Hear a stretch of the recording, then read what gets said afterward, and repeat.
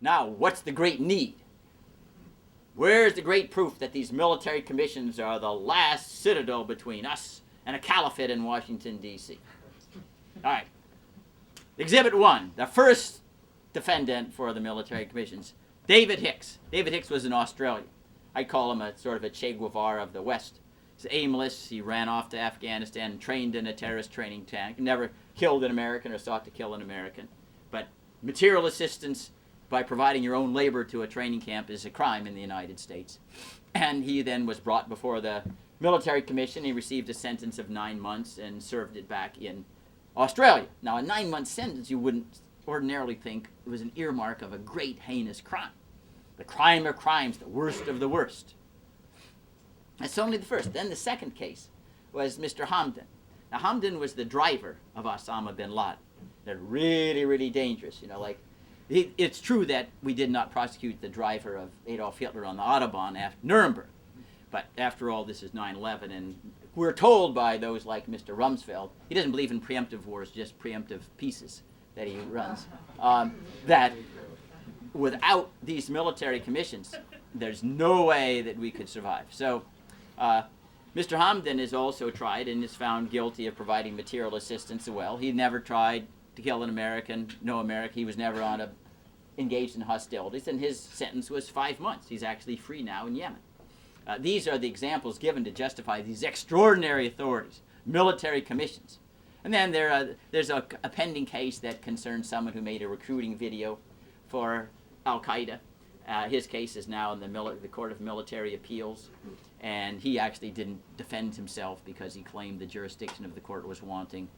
This is a situation where he alleges that his speech was protected by the First Amendment because it didn't incite anybody to kill an American. In fact, the evidence showed that one would-be recruit to Al-Qaeda watched the film and was nauseated and left and said, "You've now alienated me." But these are the examples that run forth to say why we've got to have these military commissions. Again, it's totally phony and bogus. And then there's the last argument is that, well, we used the criminal prosecution prior to 9/11. We had the World Trade Center bombings in 1993, we had USS Cole, we had the bombings in Tanzania and Kenya, which resulted in prosecutions and convictions. But it didn't prevent 9/11. And therefore it said, how can the criminal justice process doesn't work? But that's like saying our laws against murder don't work because we continue to prosecute those guilty of murder and we still have murders. If that were the standard, you would say no law that prohibits any criminal activity ever works because you have some that will violate, which is an idiot argument. Totally absurd argument. It's like Obama, let's be forward-looking, not backward-looking. If that's what we did, we never prosecute anything. You say, oh, let bygones be bygones. I killed him yesterday. Let's just be forward-looking. I mean, these things are facially absurd. Facially absurd. And those are the arguments that were given. And what happened after 9/11? We did have Mr. Moussaoui prosecuted in a civilian court, got a life sentence. There wasn't an inability to prosecute. And moreover, there's this fallacy that the criminal law is always backward-looking. Always backward-looking. And you need the anti-terrorism, the counter-terrorism campaign to be forward-looking. Stop things in advance. But that's, again, is wrong-headed. Conspiracy law is just two people agreeing in a conversation. Let's bomb the Sears Tower. That's a conspiracy that can be prosecuted before even its embryonic phase has been completed.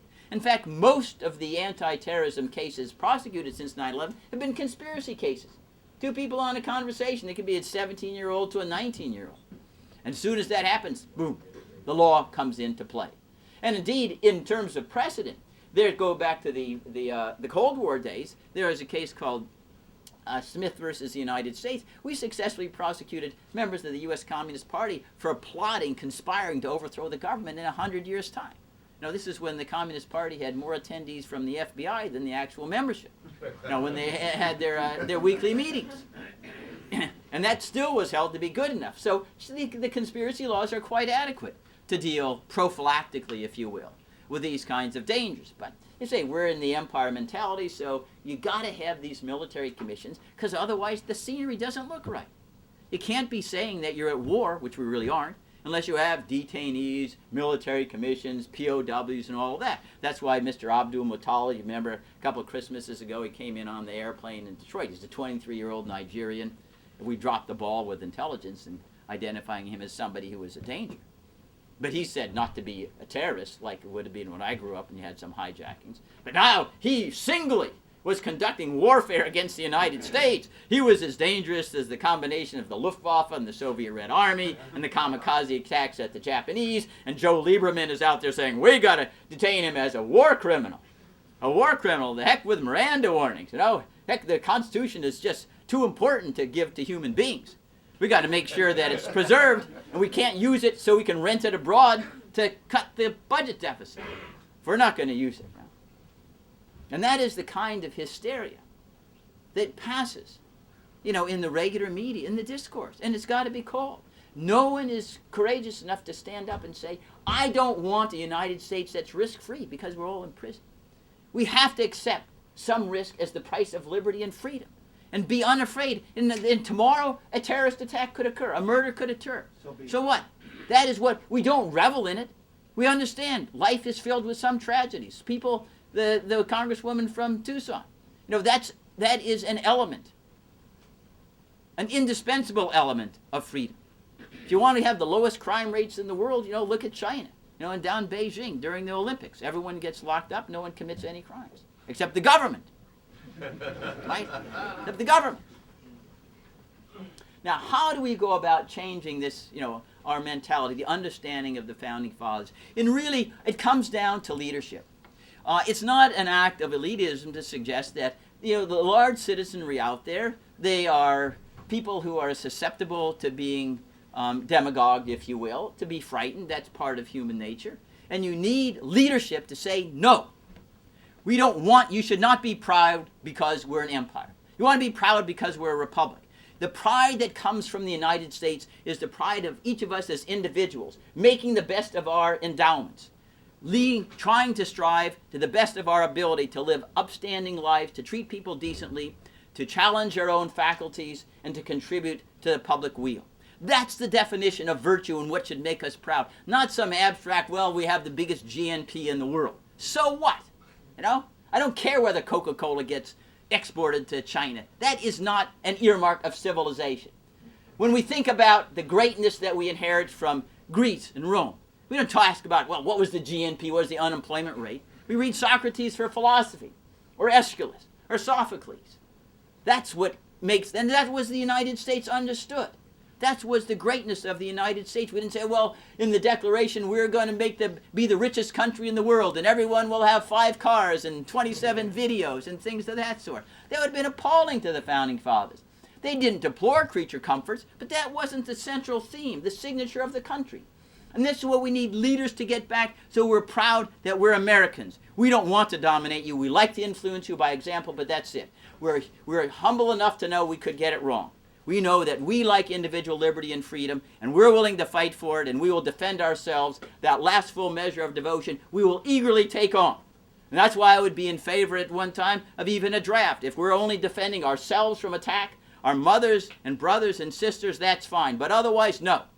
The government has no legitimate interest in sending a single American abroad to die for an Afghan, a Zimbabwean, someone in Darfur, or otherwise. People can volunteer for that. The government acts illegitimately because it's doing that to bolster the government's authority and power, not our liberty and freedom. That's right.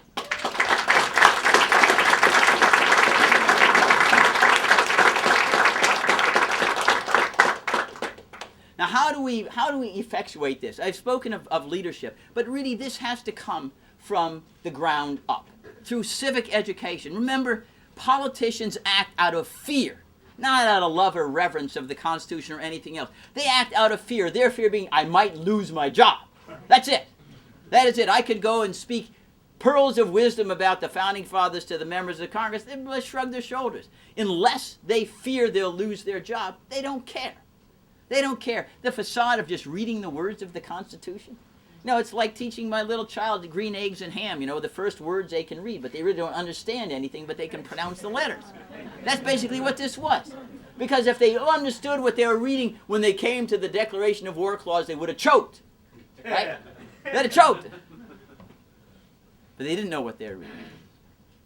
But the public education campaign, they say, it's got to be through people that are in this room organizing civic sessions, whether they're meetings at community colleges or at Rotary clubs or at libraries and tell other people, hey, in the United States, we have duties as citizens as well as rights. And one of the duties is to participate actively in a democracy. Is what Cicero said, freedom is participation in power. That's what we are. Freedom is participation in power. And that's in our grasp still if we will be assertive, not be complacent. And we don't need to be nasty to neighbors. No, you don't have a right to sit it out. A democracy requires one affirmative obligation of its citizens. John Stuart Mill in his On Liberty explains how generally you're not being obnoxious to someone else. That's sufficient. But the one affirmative duty is you've got to keep your eyes and ears out on government abuses. Be suspicious. Because if you are indolent and blind, you're creating jeopardy for everybody else. Because government works by majorities. If you sit it out, other people then are in jeopardy. Too fewer eyes and ears to look at the abuse and calling to account the government wrongdoing and overreaching, which is inherent in any government ever existing. Even our founding fathers soon adopted the Alien Sedition Acts, and an act of partisanship. But that's what I'm saying is the culture needs to change.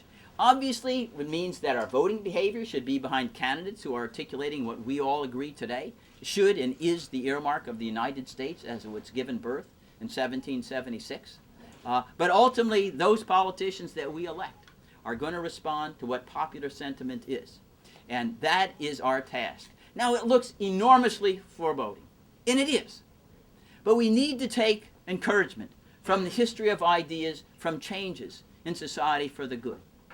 Now, I grew up in Cambridge, and early on I learned about William Lloyd Garrison. He published the Liberator magazine and began it in 1831 in Boston. It was styling slavery as a covenant with hell. And he was tarred and feathered and driven out, and people said, well, it's just not in the political mainstream. Why are you doing this? They have so many economic interests against you. You've got to be accommodated and compromised. And he didn't flinch. He suffered greatly, but he was there in 1865 when the 13th Amendment was ratified outlawing slavery. That was the last issue of the Liberator magazine. And you women probably remember Seneca Falls, 1848. The women's franchise campaign began. And it didn't culminate in success till 1919, 1920. After its originators, Susan B. Anthony and Elizabeth Cady Stanton, were dead. And it looked bleak for a long time. Susan B. Anthony, remember, was arrested for the crime of voting, that heinous danger to the United States. So that's where we are.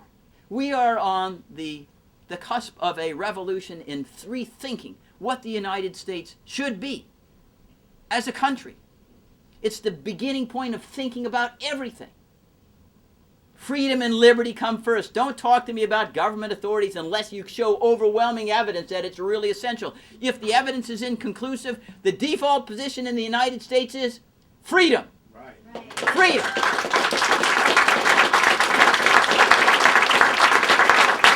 And right now, those politicians make the default position government power. That's wrong-headed from the outset. And that, ladies and gentlemen, is what's going to drive this vote on extending the Patriot Act. Because there isn't any evidence that all these extraordinary authorities have solved a single so-called terrorism plot. None. And if there's that inconclusiveness, get government out of the way. And it really is that pride to say, we will take risks. I take risks. All right, I may get killed because we're not locking everybody else up. So what? I'm willing to accept that risk so that we can have a free country. And the vast majority can thrive and seek to fulfill those endowments and those quests for happiness and wisdom and virtue that the Founding Fathers hoped would be the United States of America's contribution to civilization. Thanks, and I'll accept some questions.